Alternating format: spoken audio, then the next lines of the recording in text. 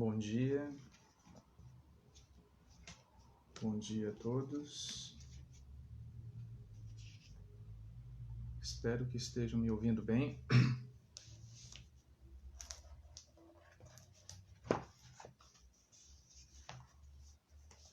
Tudo certo então com os amigos?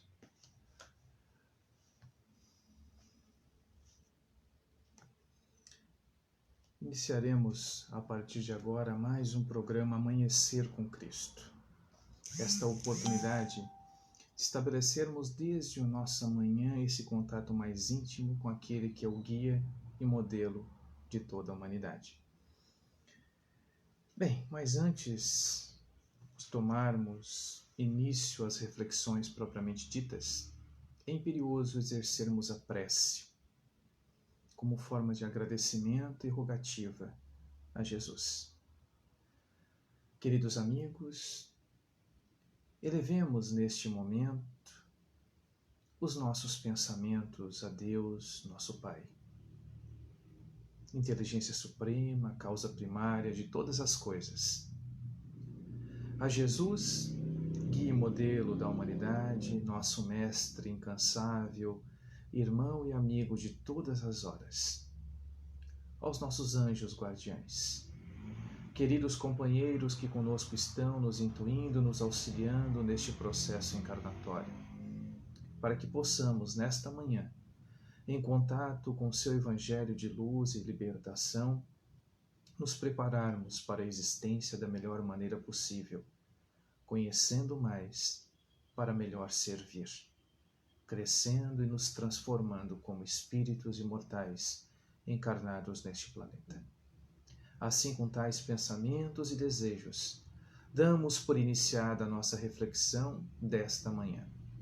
Que assim seja, que Deus nos abençoe a todos. Bom dia a todos.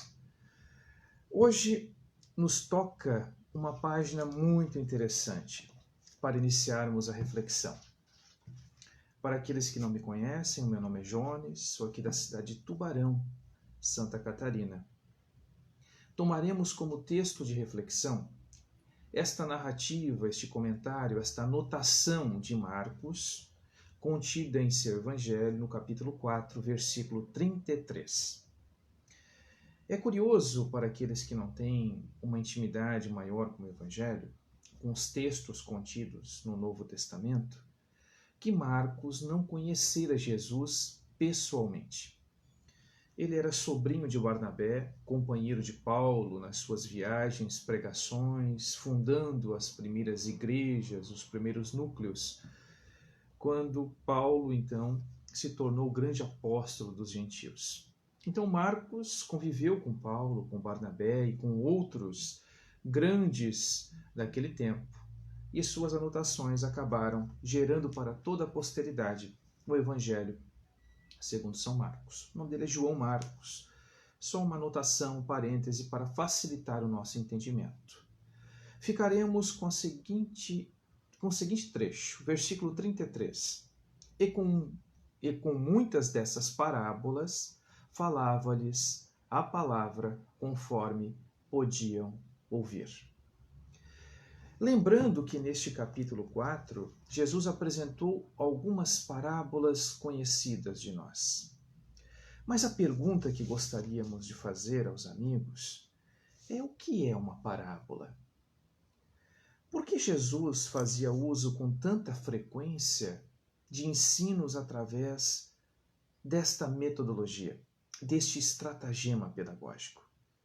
Por que ele não falava diretamente? Por que não falava de forma a não deixar dúvidas acerca da mensagem que vinha trazer?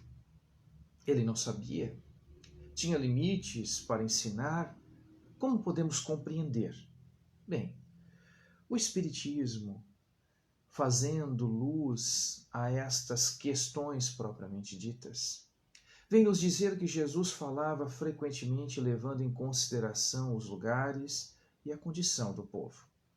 Marcos anota isso com muita sabedoria, dizendo inclusive, na sequência deste mesmo versículo, que para os discípulos ele falava abertamente, mas para o povo em geral, usava com muita frequência a parábola.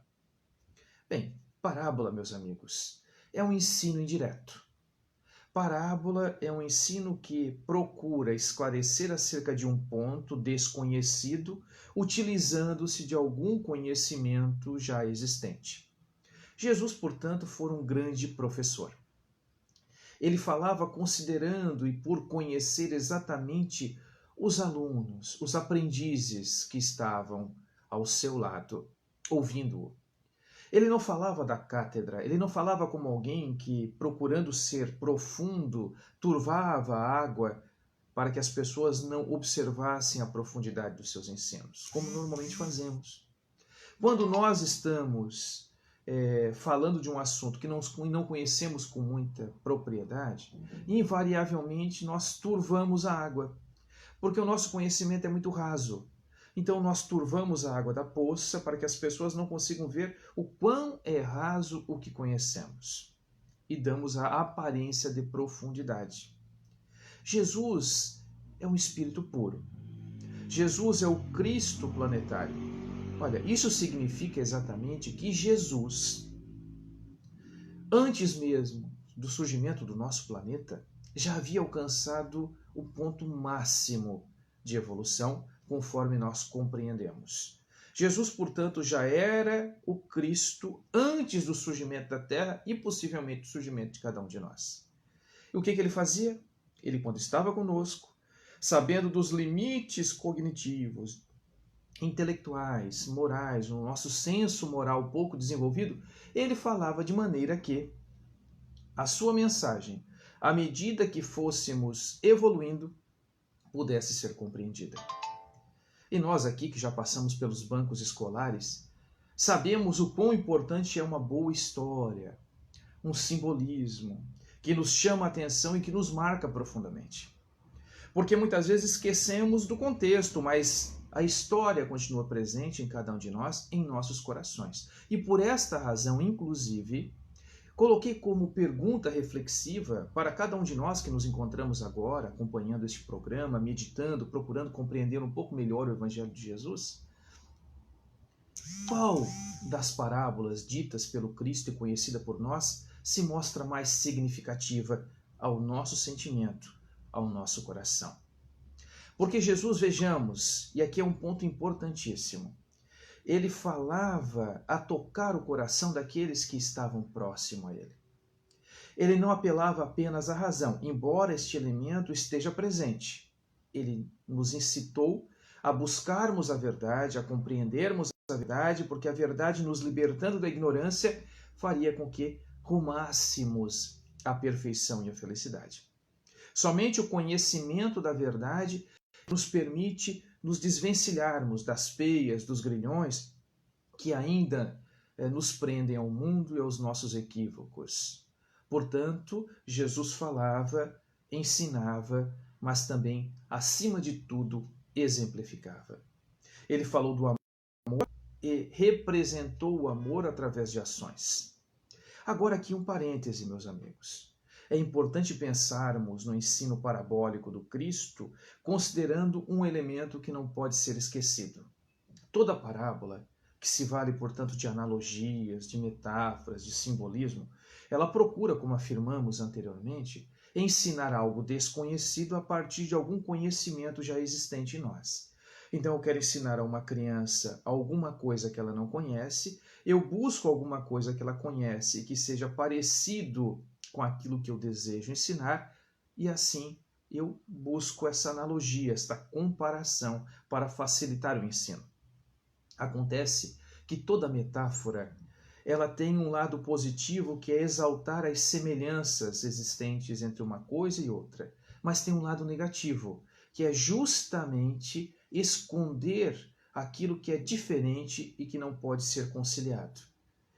Nós estamos dizendo com isso que Jesus equivocou-se? Não. Nós estamos falando com isso que não basta um elemento emotivo para compreendermos aquilo que Jesus disse.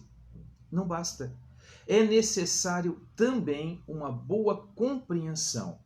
E não é por outra razão que a proposta do Evangelho Redivivo, ela começa justamente nos convidando a conhecer o Evangelho de Jesus.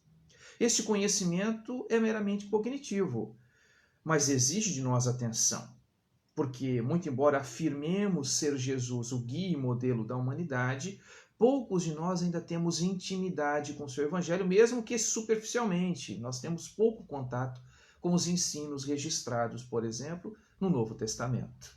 Ora, se Jesus representa a segunda grande revelação, se os seus ensinos são o maior compêndio moral já produzido e apresentado à humanidade em todos os tempos, se o Espiritismo vem cumprir, por exemplo, a própria promessa de Jesus, relembrando o que ele disse e ensinando coisas novas, é imperioso compreendermos o que Jesus falou. Jesus, portanto, é guia e modelo, mas este guia e modelo ele precisa ser essencialmente conhecido. Por quê? Porque a ausência de conhecimento pode levar a um comportamento completamente distoante com aquilo que ele ensinou. Basta que analisemos a história e veremos que muitas religiões chegaram ao cúmulo de matar em nome dele, que sempre pregou o amor, o perdão, a indulgência. A ausência de conhecimento nos leva a comportamentos equivocados. A condução apenas pelas emoções, quando essas emoções não são educadas, obviamente que podem trazer e causar ao indivíduo muitas dificuldades. Muitas dificuldades. Ele falava, como foi mencionado aqui, eu não consigo identificar quem comentou, com simplicidade e profundidade. Este é o marco do grande educador. Jesus foi o maior educador. Ele conseguia elementos simples e naquilo que era mais comezinho, naquilo que aparentemente, para a maioria de nós, passa completamente desapercebido, mas que para o Cristo era uma oportunidade de ensino. E nestes grandes pensadores, e Jesus está acima de todos aqueles que passaram pela face da terra, nós encontramos profundidade. Não existem palavras que foram empregadas desnecessariamente. Nós, espíritos imperfeitos, é que nos valemos de muitas palavras para falarmos poucas coisas. Espíritos superiores falam pouco e com muita profundidade. Eles não precisam de muita coisa para dizer pouco. Nós, por conhecermos muito pouco, nós precisamos de muitas coisas para apresentar aquilo que nada ou quase nada sabemos. Mas então, como afirmamos, na questão 627 do Livro dos Espíritos, Allan Kardec indagou qual seria a importância do Espiritismo se Jesus já havia trazido à humanidade tudo aquilo que era necessário à sua transformação. No que os Espíritos responderam que Jesus se valia frequentemente de uma linguagem simbólica, de parábola, considerando o tempo e o lugar em que estava falando. Mais um elemento que caracteriza um grande professor, um grande educador. Conhecer o público para o qual ele está apresentando uma ideia. E vejam que aqui não é apenas o ensino, obviamente nós estamos utilizando esse recurso da metáfora da sala de aula, do ensino do professor, porque é o mais próximo possível. E até porque Jesus assumiu esse título para ele. Ele disse que bom não era, mas que mestre ele era, de fato. E nós devemos nos colocar na postura de aprendizes, reconhecermos a nossa ignorância e buscarmos, sim, compreender cada vez mais o que ele nos trouxe como reflexão. Mas aqui um elemento importante. Jesus falava conhecendo aqueles que caminhavam com ele. Ele sabia exatamente os limites da humanidade, como ainda conhece os limites de cada um de nós. Ele não nos exige comportamentos que não podemos executar, aplicar em nós. Ele pacientemente nos convida à transformação e tem feito isso há muito tempo, antes da sua própria presença na carne, porque emissários do Cristo estiveram e sempre estiveram na humanidade para nos chamar a atenção, nos convidando à transformação íntima, ao melhoramento, ao crescimento, à busca pela perfeição. Porque todos nós somos criaturas perfectíveis, criadas por Deus com a determinação de sermos felizes e perfeitos. Todos nós, sem exceção. Jesus esteve conosco num ato de amor incondicional. E este ato de amor incondicional, porque um espírito do seu gabarito não precisa encarnar, ele não está mais sujeito à lei da encarnação ou da reencarnação, E quando encarna, é sempre em tarefa missionária para servir de modelo e guia, de exemplo para a humanidade. Então é necessário que compreendamos bem o que ele quis nos dizer para podermos estabelecer as mudanças, os critérios, os objetivos de transformação em nossa existência. Jesus falava a verdade. Ele tratou com a verdade. A sua fala é uma representação da verdade. Agora, a verdade, para ser conhecida, ela demanda a evolução intelectual e moral do próprio indivíduo. A verdade, meus amigos, ela é sempre absoluta. Jesus é a representação da verdade absoluta porque ele representa exatamente o pensamento de Deus. O problema é que nós, seus aprendizes, criaturas imperfeitas, espíritos imperfeitos na escala espírita, não temos acesso à verdade. O nosso conhecimento é muito limitado. As nossas referências intelectuais e morais ainda são muito limitadas. Nós não temos isso. O que acontece é que temos uma visão parcial da verdade. O nosso conhecimento é um conhecimento relativo acerca da verdade. A verdade continua sendo sempre a verdade. Nós é que, à medida que vamos evoluindo, é que vamos melhor compreendendo a verdade. E ela vai se tornando para nós significativa, de fato. Um outro ponto que nós não podemos desconsiderar é que Jesus falava para espíritos e não para homens e mulheres. A sua palavra, ela não estava reduzida ao tempo, ao lugar, às condições históricas e culturais. Jesus falava essencialmente para espíritos. Por isso a sua linguagem, a sua mensagem continua sendo perene. Porque os espíritos, nós somos imortais. Nós continuamos o processo evolutivo. E muito daquilo que ele disse só faz sentido se buscarmos esse experimento mental. Se sairmos um pouco de nós mesmos, deste tipo de referência que o mundo tem oferecido, este modelo onde ser feliz é conquistar coisas, é estarmos em evidência diante da sociedade, é sermos pessoas com uma boa conta bancária. Não que isso seja ilegítimo, mas não pode ser o objetivo da existência humana. E Jesus veio quebrar esse tipo de paradigma, porque ao seu tempo vigorava pensamentos semelhantes a estes. Não é um modelo exclusivo da modernidade. Nós encontramos à época também a busca pela riqueza a todo custo, e ele veio nos dar o exemplo de simplicidade acima de tudo. Simplicidade. Desde o nascimento, a família muito simples, muito humilde, a forma de vida que adotou para si, os discípulos, os apóstolos, aqueles que eram mais íntimos da sua convivência, homens também simples do povo, à exceção de um e outro, que eram mais bem preparados intelectualmente, com alguma função de atividade profissional mais destacada, mas em geral eram homens muito simples, mas dotados de um coração generoso e que também estavam preparados para oferecer e, diante das dificuldades, mantiveram-se todos eles com galhardia para legar a todos nós essa mensagem tão libertadora contida no Evangelho de Jesus. Portanto, a fala do Cristo é uma fala que toca essencialmente ao Espírito. Porque se analisarmos o que Jesus disse apenas do ponto de vista humano, parece não fazer sentido. Pelo menos boa parte das suas promessas não fazem sentido. E digo mais, o Espiritismo, nesse sentido, ele veio trazer um contributo excelente, fazendo com que Jesus se mostre ainda mais este ser formidável que ele é. Este ser de luz, este Cristo extraordinário. Por quê? Porque quando o Espiritismo vem apresentar não somente a existência do Espírito, a nossa condição e a nossa natureza espiritual, mas falando também da própria anterioridade da alma e da pluralidade das existências, muita coisa que o Cristo disse, inclusive algumas delas já estão presentes ali de uma maneira velada, mas estão presentes no Evangelho de Jesus, as coisas se mostram claras. O ensino do Cristo se mostra significativo e passa a ser para nós algo muito importante que deve ser reproduzido, replicado, imitado em nossa existência.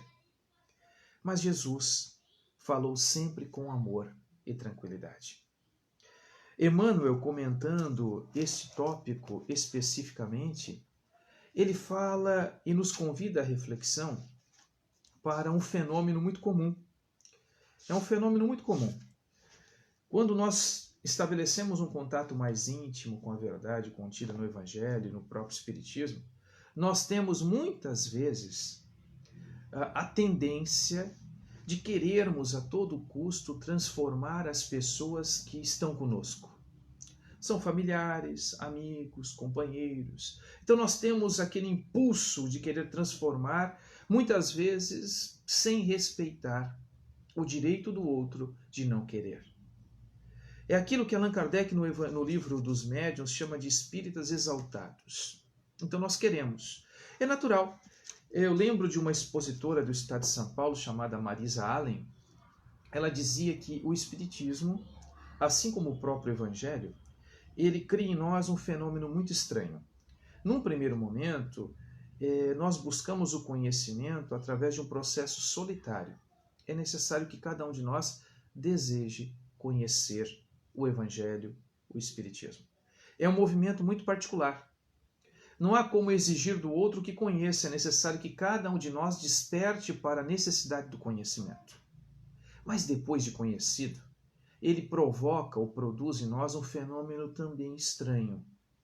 Ele gera frutos solidários. Por quê? Porque nós temos a necessidade de compartilhar esse conhecimento com outras pessoas. Nós não conseguimos ficar apenas para nós queremos compartilhar isso com os outros. Interessante isso. Só porque muitas vezes o método de apresentar o Evangelho aos nossos semelhantes acaba sendo um método equivocado.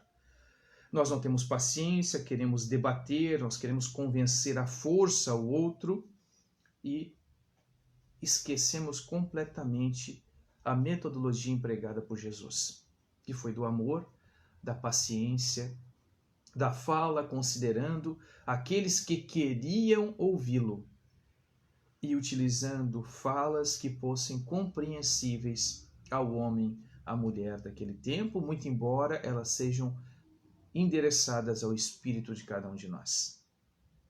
Este é o ponto, e muitas vezes, sem nos percebermos, nós vamos aos poucos nos tornando o que Emmanuel chama de tiranos doutrinários.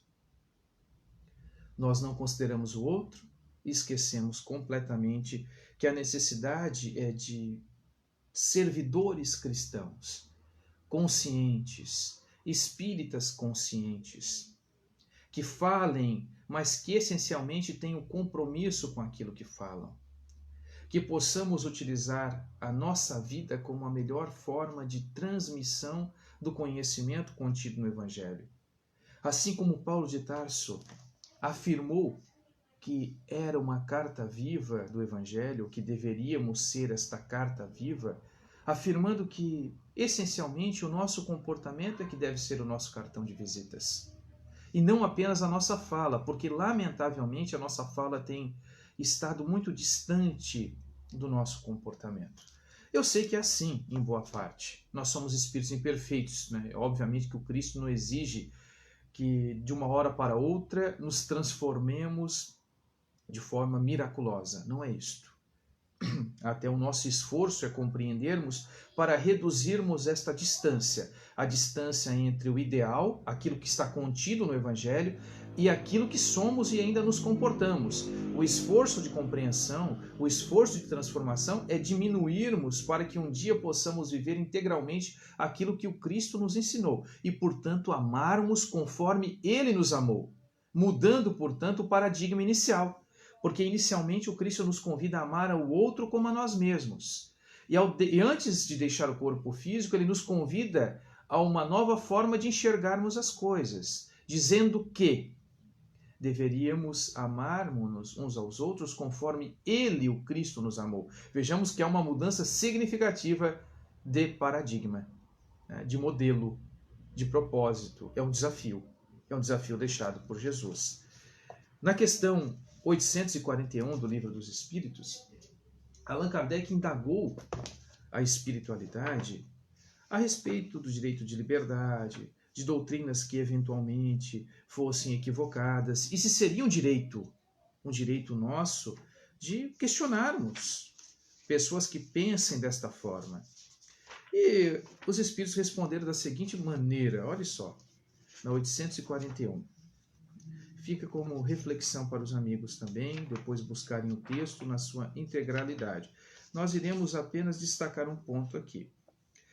Dizem os Espíritos que sim, nós podemos e até devemos. Mas ensinai, olha que interessante este ponto. Ensinai, mas a exemplo de Jesus, servindo-vos da brandura e da persuasão. Brandura e persuasão. Amor e persuasão. Argumento, apresentarmos as ideias, respeitando, nunca utilizando da violência, porque seria pior a utilização da violência do que a própria ideia que buscamos refutar. O convite do Evangelho é amor, meus amigos. O convite do Evangelho é transformação. Quando nós conhecemos, meditamos, conversando com o texto, procurando estabelecer uma relação entre aquilo que o Cristo disse e a nossa vida prática, sentindo o Cristo adentrar o nosso íntimo, aos nossos escaninhos da própria alma, isto é um processo. Não fiquemos agoniados, porque muitas vezes não sentimos adequadamente aquilo que deveríamos sentir, mas estamos em processo de transformação, para que um dia possamos agir como o Cristo agia. Que a nossa vida seja uma forma perene de divulgação. Amando e persuadindo. Amor, que é sentimento. Persuasão, o uso da razão. As duas asas que nos conduzem à perfeição e à felicidade. Tudo o que necessitamos para a vida está contido no Evangelho de Jesus. Não há dúvida alguma. Existem pensadores como André Comte Sponville, que são materialistas, filósofos, mas que dizem o seguinte: bastaria aplicarmos aquilo que o Cristo ensinou do ponto de vista ético para que a humanidade fosse melhor. Mesmo que desconsiderássemos todos os elementos metafísicos, espirituais, religiosos contidos no Evangelho. Bastaria apenas aplicar as máximas morais que foram apresentadas por Jesus. Bem, já estaríamos, sem sombra de dúvida, num momento muito, mas muito melhor para todos nós.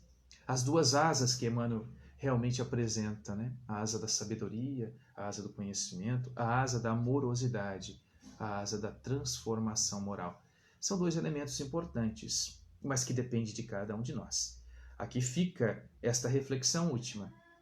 Todo o Evangelho, toda a fala do Cristo é amorosa, mas isso não significa conivência com os nossos equívocos, com a nossa preguiça. É necessário que nos empenhemos, porque nunca, nunca nos faltarão o auxílio do alto para continuarmos a nossa jornada rumo à felicidade e à perfeição. Queridos amigos, me perdoem, eu não consegui acompanhar aqui os comentários, eu devo ter feito alguma coisa aqui, mas não quis mexer para não atrapalhar. Eu vi um ou outro que chegava, eu não consegui identificar, inclusive, quais foram os amigos. Acredito que o Maurício Colli foi um dos últimos que comentou aqui, querido amigo aqui de Criciúma. Mas vejo aqui o semblante de alguns. Eu vi que a Deise também de Tubarão estava aqui, a Dai está ali, a Julieta. Bem, eu não quero ser, como é no celular, eu não tenho a visão mais primorosa da Terra, eu posso cometer algum deslize aqui. Mas fica um abraço fraterno a todos, porque somos todos irmãos, fazemos parte dessa fraternidade universal. Jesus, o nosso maior irmão, esse modelo, este guia para a humanidade.